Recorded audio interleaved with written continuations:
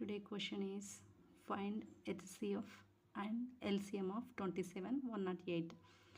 HCF means highest common factor, lowest common multiple is LCM.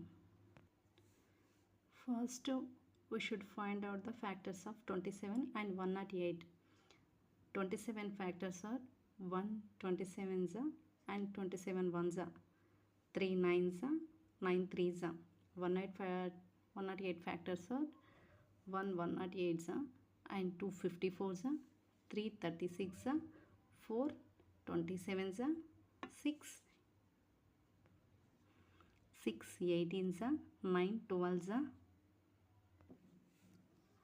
27 factors are 1 3 9 27.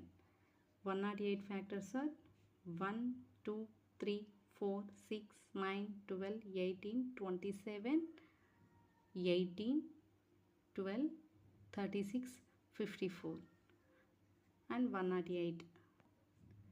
HCF highest common factor. 27 factors, no, highest common factor is 27. 108 highest common factor are 108. So between these two factors, highest common point are 27. LCM lowest common multiple. 27 multiples are 27, 54, 81 and so on.